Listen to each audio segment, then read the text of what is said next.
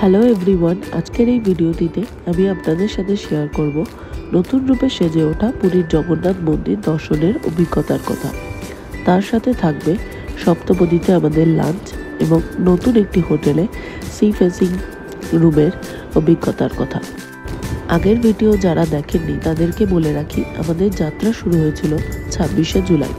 Howrah Puri Vande Bharat express ধরে আমরা রওনা দিয়েছিলাম পুরীর উদ্দেশ্যে। সেখানে থেকেছিলাম কুবের প্যালেসে। সাথে ছিল কস্তুরীতে লাঞ্চ এবং পুরী সমুদ্রে দাঁড়িয়ে মিষ্টি বিক্রেতাদের কাছে বিভিন্ন রকমের মিষ্টি টেস্ট করা। আপনারা যারা ভিডিওটা দেখেননি তাদেরকে বলে রাখি, আমি ডিসক্রিপশন বক্সে লিঙ্কটা দিয়ে দেবো, আপনারা গিয়ে একবার আগের ভিডিওটা দেখে নিতে পারেন, তাতে ভিডিওর কন্টিনিউটি বুঝতেটা অসুবিধা হবে না। ঠান্ডা লাগার দরুন আমার কথা বলতে একটু প্রবলেম হচ্ছিল, যদি ভুল ত্রুটি কিছু হয়ে থাকে তাহলে ক্ষমা করবেন। সব কথা পিছনে ফেলে তবে ভিডিওটা আজকে শুরু করা যাক। পুরীতে গিয়ে দ্বিতীয় দিন সকালে আমরা গেলাম জগন্নাথ দেবের দর্শনের জন্য। জগন্নাথ মন্দির দর্শনের বেস্ট টাইমিং হলো, এক আপনারা খুব ভোরে যেতে পারেন, মানে 4টে-5টা নাগাদ, আর এক হতে পারে আপনারা 8টা নাগাদ যেতে পারেন। 8টার পরে গেলে অতটা ভিড় হওয়ার সম্ভাবনা থাকে না। হোটেল থেকে একটা টোটো নিয়ে আমরা গেলাম পুরীর জগন্নাথ মন্দির দর্শনে। হোটেল থেকে টোটো ভাড়া পড়েছিল 150 টাকা। আমাদের টোটো তারা প্যালেসের পাশের গলি দিয়ে গিয়ে ওয়েস্ট গেটের সামনে নামিয়েছিল। আপনারা যারা মন্দির আসবেন তারা একবার আগে থেকে টোটো দাদাদের সাথে কথা বলে নেবেন যে কোন রাস্তা দিয়ে গেলে তাড়াতাড়ি পৌঁছাবেন এবং সুবিধা হবে। আমাদের যেহেতু ওয়েস্ট গেটের সামনে নামিয়েছিল, তাই মন্দির পৌঁছাতে আমাদের 5 থেকে 7 মিনিট হাঁটতে হয়েছিল আরও।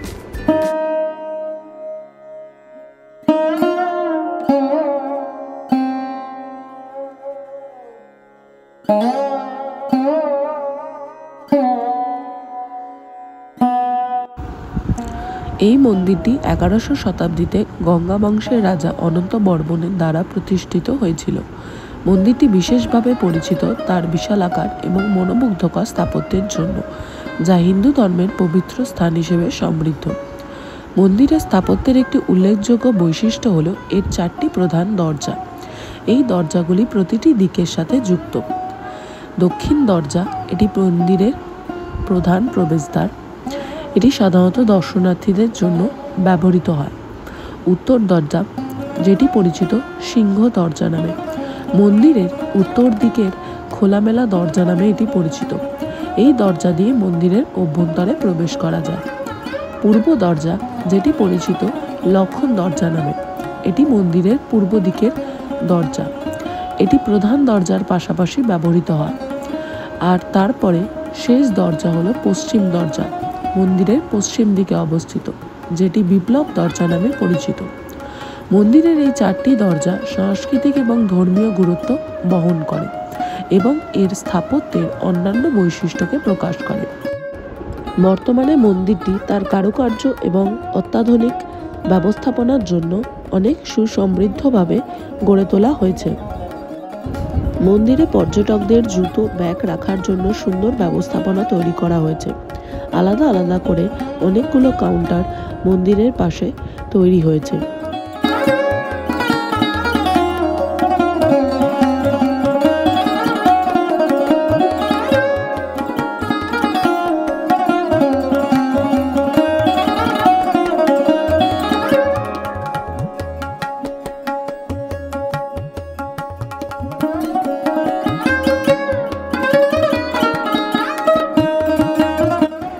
মন্দিরের দৈনিক কার্যক্রম, বিশেষত রথযাত্রা, অত্যন্ত জনপ্রিয়।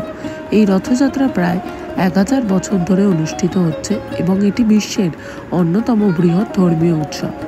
এই সময় ভগবান জগন্নাথের মূর্তি একটি বিশাল রথে তোলা হয় এবং শহরের প্রধান রাস্তা দিয়ে টেনে নিয়ে যাওয়া হয়।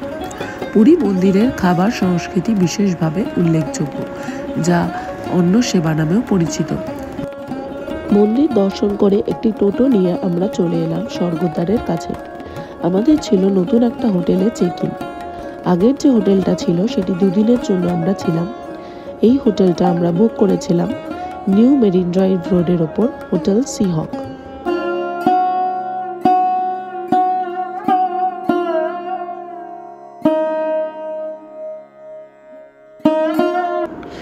নিউ মেরিন ড্রাইভ রোডের ওপর এবং সি বিচের একদমই পাশে এই হোটেল সি হক। এটি এনাদের রিসেপশন এরিয়া এবং আপনারা যদি চান তবে অনায়াসে এখানে স্টে করতে পারেন। আপনারা যদি রিসেপশন এরিয়ার সামনে যান তাহলে এখানে সমস্ত রুমের তারিফটা দেওয়া থাকে। এদিনে রুম রেট স্টার্ট হয় ৩,৪৫০ প্লাস জিএসটি থেকে এবং রুম থাকে ৬,০০০ থেকে ৭,০০০ জিএসটি।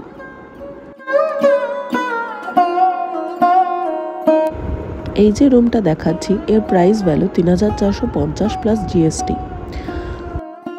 যদি রুমটার ডিসক্রিপশন দিতে বলো তবে বলবো দরজা থেকে গিয়ে এই একটা বড় আয়না, তার পাশেই হচ্ছে বাথরুম। বাথরুমটা যেরকম হয় কিন্তু কম্পারেটিভলি বাথরুমটা অনেকটাই ছোট। তো তারপর বাথরুম থেকে বেরিয়ে এলে এখানে একটা ওভারড্রপ গোছের আছে, এখানে একটা ড্রয়ার, তার সাথে একটা বড় আলমারি, ছোট্ট একটা ডেস্ক যেরকম থাকে। আর গোটা রুমটা হচ্ছে এইটুকুনি,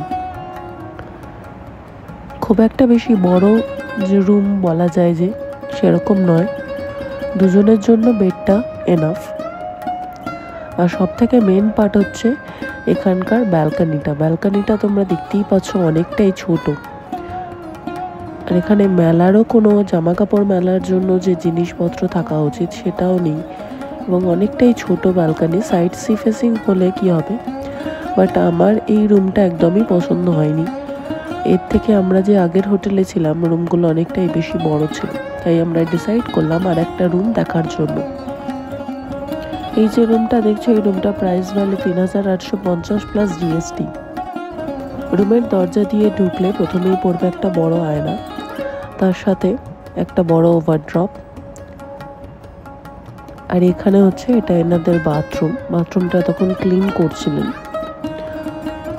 আর এই হচ্ছে টোটাল রুমটা, যেমন একটা ওভারড্রপ থাকে, ডাস্টবিন থাকে। এই বিষয়টা দুজনের জন্য এনাফ। এই একটা বড়, অনেকটাই বেশি স্পেসিয়াস এবং জিনিসপত্র বা লাগেজ রাখার জন্য অনেকটাই বড়। এনাদের ডেস্কের নিচে একটা মিনি ফ্রিজ রাখার ম্যানেজমেন্ট আছে। এমনি যেরকম ফ্রি কিটস থাকে কফির জন্য, চায়ের জন্য, সেই সমস্ত কিছু সবটাই প্রোভাইডেড ছিল। কিছুটা এগোলেই বেডের ঠিক অপোজিটেই একটা বড় টিভি। আর এখানে একটা ছোট কাউচও আছে, তার উপরে ভীষণ সুন্দর একটা পেন্টিং আছে। আর সব থেকে মেন অ্যাট্রাকশন হলো এখানকার ব্যালকানিটা। চলো তোমাদের দেখায়। ব্যালকানিটা আগের ব্যালকানির থেকে কম্পারেটিভলি অনেকটাই বেশি বড়। তোমরা দেখতেই পাচ্ছ আগের যে রুমটাতে গিয়েছিলাম ব্যালকানিটা অনেক ছোট ছিল। তো এখানে অনায়াসে বসে সামনে সমুদ্র দেখাই যায়।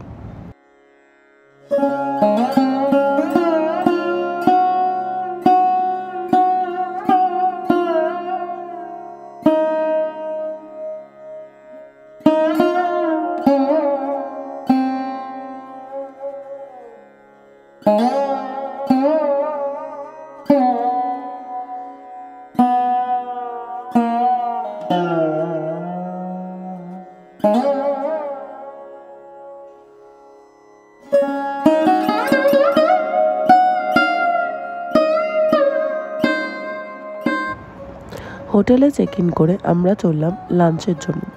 হোটেলের চেক ইন টাইম হচ্ছে ৮টা আর চেক আউট টাইম হচ্ছে ৭টা। তোমাদের একটা কথা বলে রাখি, যারা তোমরা মেরিন ড্রাইভ রোডের কাছে সি বিচের সামনে থাকতে চাইছো তাদের জন্য সি হক বেস্ট।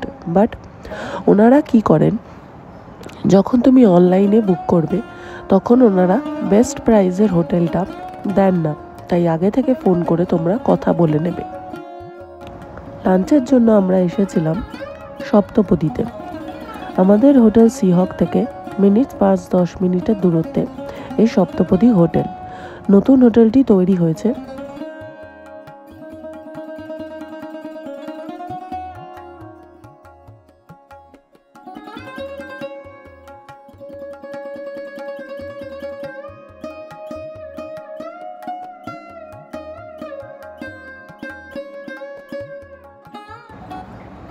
চলো তবে কথা বলতে বলতে রেস্টুরেন্টের মেনু কার্ডটা দেখে নিই। সপ্তপদীর অনেক কটা আউটলেটই কলকাতাতেও আছে, পুরীতেও আছে। পুরীতে নতুন এই আউটলেটটা তৈরি হয়েছে। যদি তোমরা এখানকার এইগুলো দেখো, মেনু আইটেম এখানে বিভিন্ন ভ্যারাইটি টাইপের আইটেম আছে, কিন্তু প্রাইস ভ্যালু এখানটা অনেকটাই হাই প্রাইস। তো তোমরা দেখতেই পাচ্ছ কষা মাংসের প্রাইস যখন 450, এবং থালি প্রাইসও এটা 749 প্লাস জিএসটি দিয়ে স্টার্ট। তো আমরা অর্ডার করেছিলাম একটা আমিষ থালি, যার মধ্যে ছিল লুচি, ডাল, শুক্তো, সাদা ভাত, চাটনি, পাঁপড়, মাটন, আর তার সাথে একটা বড় ভেটকি মাছের ফিশ ফ্রাই। টোটাল এই থালিটা দুজনের জন্য শেয়ারেবল এবং প্রাইস পড়েছিল 749 টাকা প্লাস জিএসটি।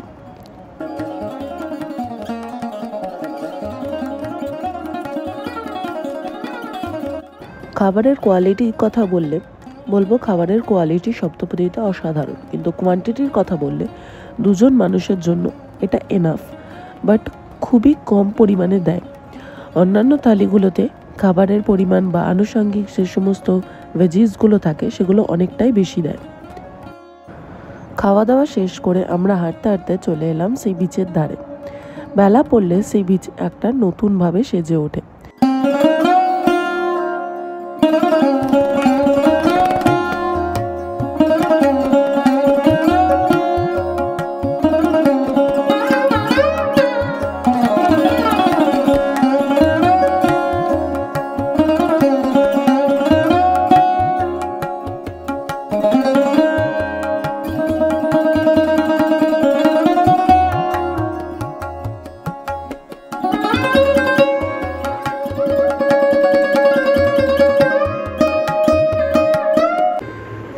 সাক্ষী হলাম পুরীর সন্ধ্যা আরতির এক অসাধারণ অভিজ্ঞতা।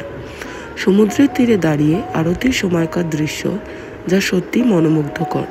সমুদ্রের ঢেউয়ের আওয়াজ এবং শীতল বাতাস এক অপূর্ব শান্তি এনে দেয়। তাছাড়াও ভক্তদের ভিড়, পুরোহিতদের শঙ্খধ্বনি, প্রদীপের আলো মিলিত হয়ে এক আধ্যাত্মিক পরিবেশ সৃষ্টি করে। পুরী সিরিজের পরের পর্বে আমি আপনাদের সাথে শেয়ার করব রঘুরাজপুর গ্রামের কথা, যা উড়িষ্যার পটশিল্প গ্রাম হিসেবে বিখ্যাত, এবং তার সাথে সাক্ষী গোপাল মন্দিরের কথা, যেটি উড়িষ্যার একটি হিন্দু মন্দির হিসেবে কথিত। সঙ্গে থাকবে 16 আনা বাঙালিতে লাঞ্চ খাবার অভিজ্ঞতা।